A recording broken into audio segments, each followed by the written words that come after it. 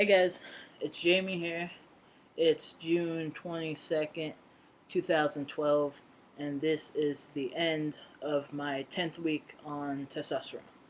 So, I was supposed to make a video like a few weeks ago, and I didn't because things got crazy with the end of school. So, this is my update video. I think the last time I made a video was like 6 weeks, so it's been about a month ago. And I have a ton of things to update on. So I'm just going to go ahead and get started so this video is not like a half hour long. So about 7 weeks on testosterone, I got blood work done. So this was the first time that I've had any blood work done. And it's basically to make sure that my white blood cells and my red blood cells are fine, and that my blood pressure isn't, going through the roof, which sometimes, the T will do, and that my liver is functioning correctly, and all that good stuff. So I got my T levels back, and I forget the unit of measurement, but I'm at 174. So a typical female range, if I remember correctly, I don't have the paperwork in front of me, is between 30 and 90. So I'm at 174, which is out of the female range, but not in the male range yet. So the male range is between 220 and 1100. Granted, 220 is super low. For my age group, the typical range is between 600 and 900. So I'm at 174, so I'm very, very far away from that, but it's definitely, going up. The bad news is that my estrogen levels are high.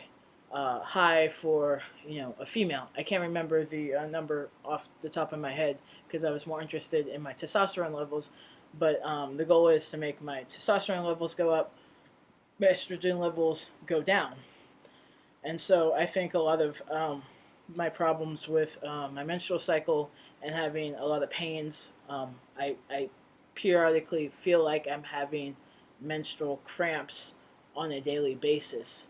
And I think a lot of it has to do with this tension of, my estrogen levels remaining high. So hopefully that will change. So after I got my blood work done, he doubled my dose. So now I'm at 50 milligrams per week. So that's what I'm taking now. And then in another month, or I guess it's like 3 weeks now, before I go to Egypt, I'm going to get my blood work done again, so you can check my levels, make sure everything's going fine, and then up my dose again from there. So I'll be taking that dose, while I'm abroad, and all that good stuff there. So that's where I'm at with, my blood work. Other things that have changed, I'm gaining weight. I gain about 2.5 pounds every week. This is because I've been working out and eating a lot of protein and all that good stuff. So I'm kind of delaying buying clothes and stuff like that for going abroad until like right before I leave, because things are getting smaller on me and I don't want to buy like new shirts and stuff like that if I'm just going to keep gaining weight. So I gain about 2.5 pounds a week. So that puts me at 182.5, which is the most I've ever weighed ever. Other things that have changed, my voice finally dropped. I don't think it's deeper than I was able to ever get it before, but it stays at the low range consistently, and I don't have to try to keep it there. I can still go up to a higher range, but it's definitely, I don't have to try to deepen my voice at all. Other things, the hair, body hair is darker, most noticeable on my upper thigh, my leg hair, sort of. I'm kind of getting some of the patches, because it's kind of splotchy. But some of the patches on the back of my leg, like I noticed because it starts to cover my tattoo now. have grown in, and they're growing in darker. Um, some of the facial hair right here, I always had little whiskers there, but they get longer and darker. And then most noticeably on my upper lip.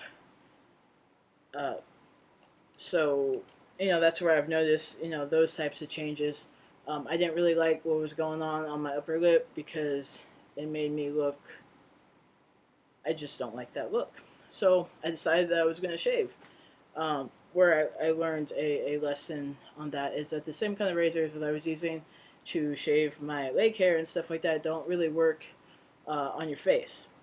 And so the first time doing that, I came out with this lovely razor burn on my neck, and then combined with the acne that I get from the testosterone because it's like going through puberty again, it's very uncomfortable. So now my neck constantly itches and burns, and I know never to do that again. So I bought a new razor. So that will, hopefully alleviate that in the future. Um, Also, new things that are going on. I filed for my name change. My name is unisex, but for formalities, I decided to change it to Jameson. Whenever I have any type of email correspondence or on my resume or something like that, I always get viewed as or labeled as female, despite my name being unisex. So I thought that would kind of fix that, and so even it being Jameson, I could still go by Jamie, and it's not a big deal. And then I spelled it with an I instead of an E, so I don't get James because I don't call me James. And my middle name, I took my dad's middle name, so instead of Lynn, it will be Curtis. So I thought my dad would like that. So that's as far as that. So I've filed the paperwork with the court. I won't get a court date before I leave for Egypt, but I just wanted my petition to be on the books, so when I have to go through my insurance company to say that this is how long I've been transitioning for, I have that as kind of like a benchmark for my process. So that is why I did that. I also applied and got my passport, and I got my passport as male, which makes me happy for going abroad and not having to deal with any kind of inconsistencies or any trouble that might cause being in a Muslim society. So yeah, so that's makes me feel better about that. Other things about top surgery. So, top surgery is it's basically a breast reduction, also called a mastectomy, and then also chest contouring. Um, I'm not really going to get into that. You guys can look that up yourself or ask me if you have any questions about that. But basically, there's usually a 5 to 6 month waiting list. There's a guy in Beverly Hills that I'm most interested in going to. My insurance through the school pays for 90% of that, as long as I meet certain requirements. So some of those are therapy, some of those are being hormones for a certain period of time. Other things are like living as male, for example, the name change, all this other kind of stuff. So I'm hoping to get that scheduled either by next summer or during spring break of next year. So after I get back from Egypt, I'll go to therapy for a couple months more, so my therapist is convinced that I'm not insane, and then I'll be able to schedule my surgery. I'll still have to pay a couple thousands out of pocket, so hopefully I get a TA ship, and then I just won't eat, and then I'll have money for surgery, and it'll work out. So that's my plans for that. So those are a lot of updates, and I think that's it. So I'm going to end it with that, and yeah, so then I'm going to be going to Egypt in 3 weeks, and living as male in Egypt, I think it'll be a good fun experience to try that all out, with a bunch of people who don't know my past and don't know anything about me except, the new me. So, wish me luck.